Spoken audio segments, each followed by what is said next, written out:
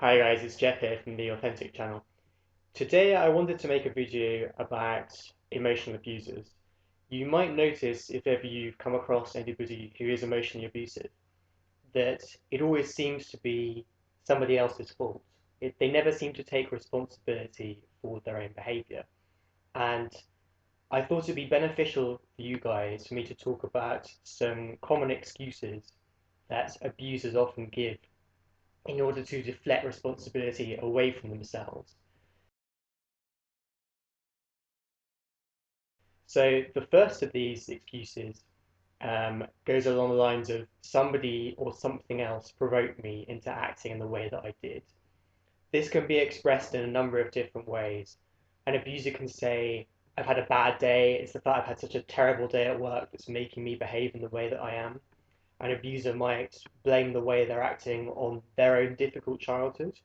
They might say that you as an individual did something to press their buttons and set them off. They might accuse you of being manipulative. There are lots of different ways in which this might manifest itself. I think the most obvious example would be individuals who excuse rape or excuse sexually abusive behaviour on the grounds that you, the victim, were wearing sexually provocative clothing, like a low cut top. I think that's the clearest example of that sort um, of that sort of excuse giving. A slightly more tricky example might be a man who comes home to his wife, for example, after work, and let's say, for sake of example, that this husband or boyfriend has forgotten to do a particular chore over the course of the day, or perhaps forgotten to buy a certain type of food on the way home. It's not exactly a particularly serious offence, but abusers will tend to make you think that this is indeed the case. Um, the wife might lose her temper. She might go completely crazy. She might verbally abuse her husband, and then excuse her immature abusive behavior by saying, "Oh my God, I've had such a bad day at work, and now you go and do this as well." It might be that her parents, for example, used to verbally aggress against her if she forgot to do a chore around the house, and she might bring it up as a way of defending against herself.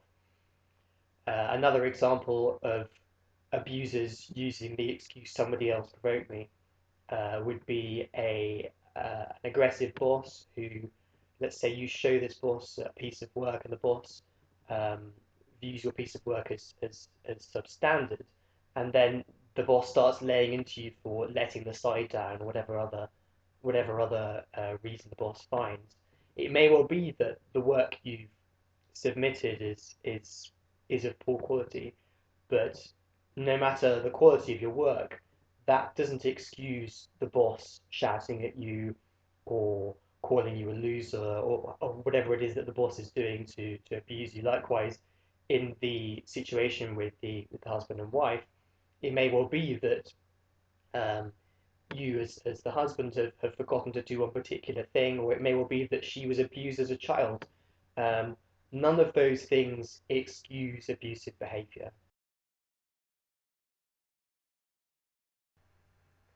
So the second example I want to give is when abusers refer to the common good. This happens all the time. You see it absolutely everywhere. Uh, Abusers might say, I'm just doing this for the good of the family, for the good of the business, for the good of the organization.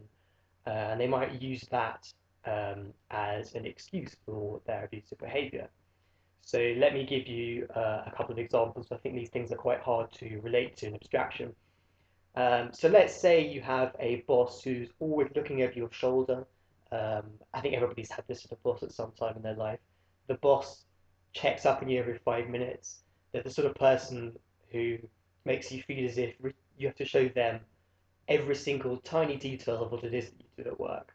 There might be lots of arbitrary rules and regulations that this boss or this organization comes up with that, when considered purely rationally, add very little value and are just there for controlling you. The boss will often say to you, I'm just making sure that everything's okay. I'm just making sure that the work you're doing is a good enough standard, because otherwise the whole organization is going to suffer. Whilst it might be true that um, the organization will suffer if poor quality work is produced, that doesn't excuse micromanagement. If this has happened to you, you might feel as if your opinion is worthless, or as if you're not trusted, and there's no justifying making a human being feel that way. Another example of the common good excuse is this.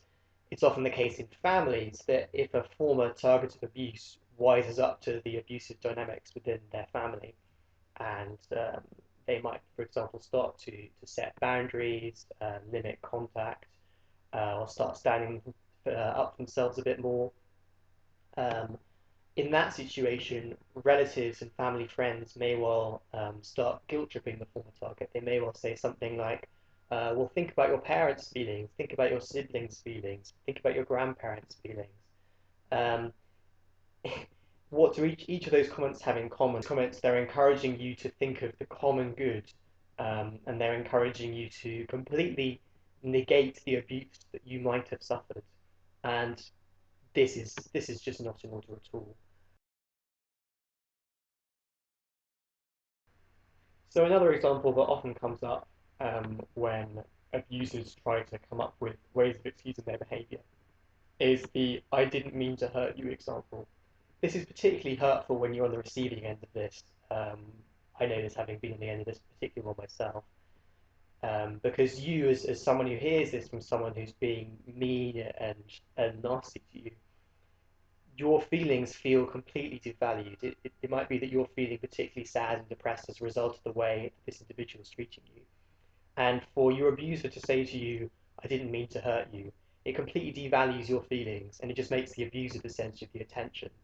Um, and someone who's targeted this in this way, they might end up feeling guilty for standing up for themselves, because their abuser allegedly doesn't mean them any harm.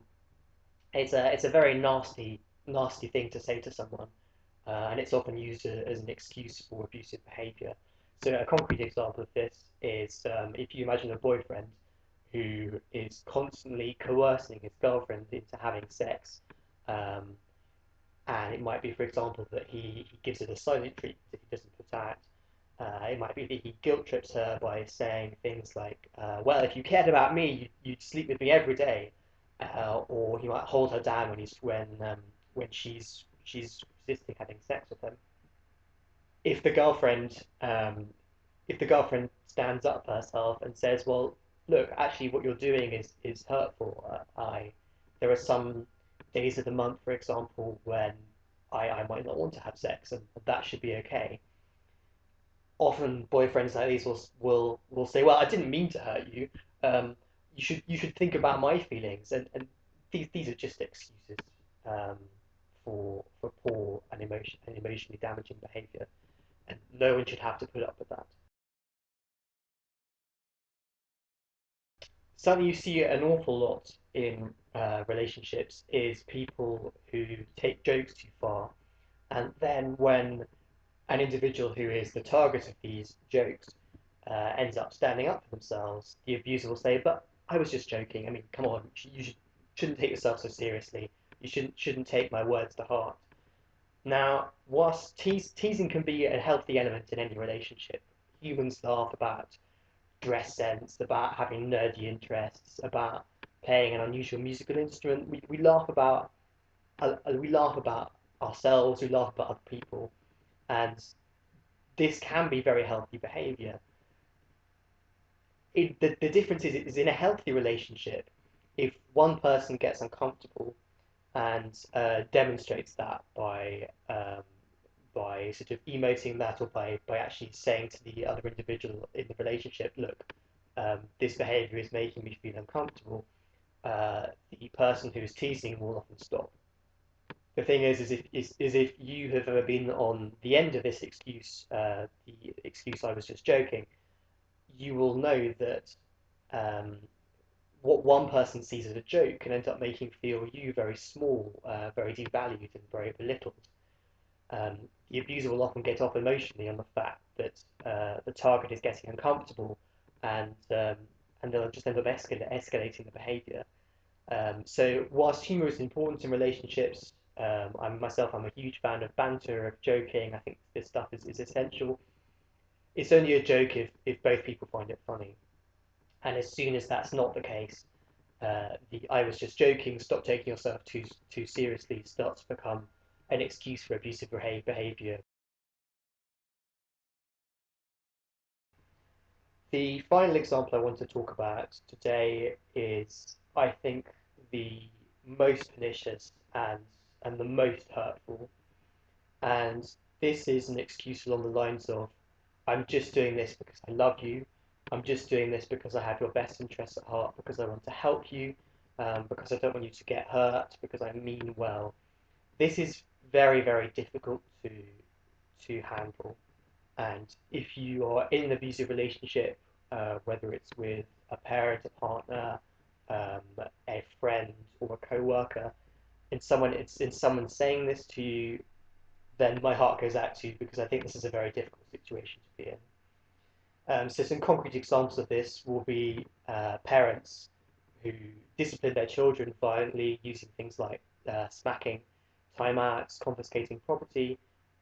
Parents might confiscate your phone or laptop when you do things that are allegedly wrong. And then when you as a child complain because the parent's behavior is coercive and makes you feel bad, the parent will resort to one of these excuses. They'll say, "Well, I'm just doing this because I've got your best interests at heart, because discipline is valuable." Whilst it is important that children learn what socially functional behaviour is, this is not an excuse coerce to coerce your children into doing things that they don't want to do. It's not an excuse to violently aggress against your children.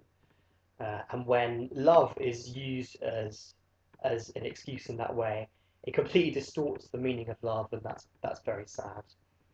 Another example, sticking with the parent-child relationship, of parents who use this excuse would be control freak parents who forbid their children over the age of, say, sort of 16, 17, 18, from going out or from walking home alone. And this is very difficult for the children who are on the end of this sort of abuse, because they're often going to feel confused if the parent is saying to them, "Well, I'm only doing this because I love you." They might feel controlled, they might feel restricted in their freedom, disrespected, not viewed as an adult. And that's not a position that you want to be in as a child. And if you are a parent who cares about your child, you should know better than to use these excuses like "I love you, I just want to help you, I care about you, I don't want you to get hurt, I don't want you to get ambushed by people on the way home." I think it's worth adding here that there are parents who genuinely don't realise that this sort of behaviour is abusive, because they themselves have been disciplined in this very sort of totalitarian, authoritarian way by their parents. And it may well be that these parents do genuinely have the best interests of their children at heart, but that still doesn't excuse the behaviour. Because if you, as a parent, are going to treat your child in a very controlling, in a very coercive, in a very aggressive way, the child is going to feel abused. The child's going to feel sad, depressed, controlled, and that's not on at all. So yeah, those are some common excuses that people use to justify abusive behaviour. Um, just to quickly run through them again: somebody or something else provoked me. I'm doing this for the common good. I didn't mean to hurt you. I was just joking. Or I'm just doing this because I love you. If you've been on the end of any of those excuses, I want you to know that the person who is excusing their behavior in this way is emotionally abusing you. The relationship in which you're in has some form of emotional dysfunction, and that's very sad. If you are on the end of any of these excuses, listen to your feelings, listen to how the individual who is treating you in this way is making you feel, observe the other person's behavior rather than listen to the excuses they're giving, and see what action you can take. If you can think of any other common excuses that you've heard from abusive people in your life, please share them in the comments. It'd be very interesting to hear other people's experiences, but these are just some of the most common ones that I've come across in my life and work. So if you've enjoyed this video, please feel free to share it with your friends. Please feel free to send me an email if you've got any more questions. And subscribe to the channel. You'll be able to receive more videos like this very soon. See you in the next one.